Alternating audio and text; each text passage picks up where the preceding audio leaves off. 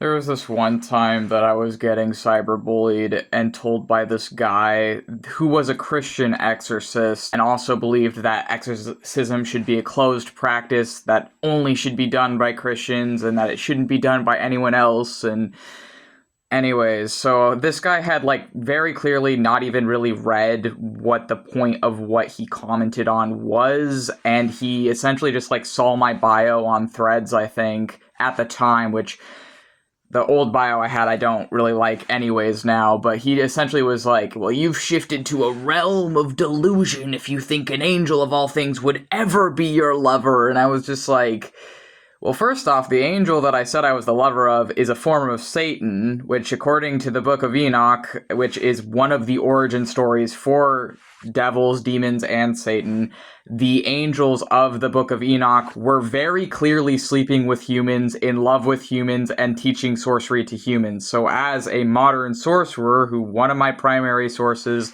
for my own sorcery is the Book of Enoch, my understanding of Satan is going to be an angel that seduces mankind and humanity. That angels never sleep with humans, angels never have done anything sexual with humans, and they never are in love with humans, they're never dating humans. That's not true according to this mythology, and it's also not true. It's not true to a lot of witches and sorcerers, frankly. There are many, many witches who claim to be in romantic relations with angels or demons or whatever else. So this is not a new thing. It's been happening for hundreds of years. It's just incredibly niche and hidden. And it's hidden for a variety of reasons. But I don't expect a fucking Christian exorcist to support me. But the thing to me is, like, he was, like, you know, saying I'm spiritually psychotic and all this other shit. And one of my headmates had said some pretty nasty shit to him, too, and we don't regret it.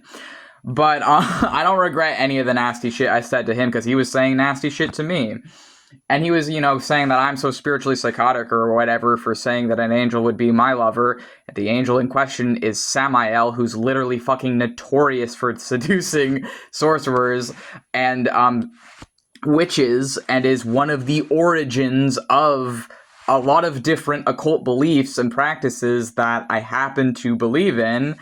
Anyways, so, like, you know, if it's spiritually psychotic for me to say that I am the lover of an angel, then it's also spiritually psychotic for this guy to be saying that he can exorcise demons from people by force, which I personally believe would just traumatize people worse. I don't think that actually works, because if you try and force a demon out of someone, you're essentially trying to impose your will over their brain, and in doing that, you can make them even worse or make them even more because a lot of times demons are actually protectors, and they're actually protective parts of people's brains a lot of the time. And so if you try and forcibly remove something like that from someone's brain, you could damage their brain.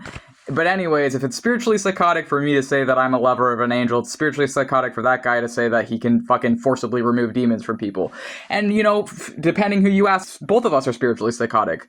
So it doesn't fucking matter anyways, because all of this shit is just subjective human experiences that is just entirely based on our own anecdotal experiences of these things. And obviously, as a fucking theistic Satanist and sorcerer, my experience is going to be radically, fundamentally different than some Christian exorcist telling me that I'm so fucking horrible for my life when they don't know anything about me. This was a long time ago.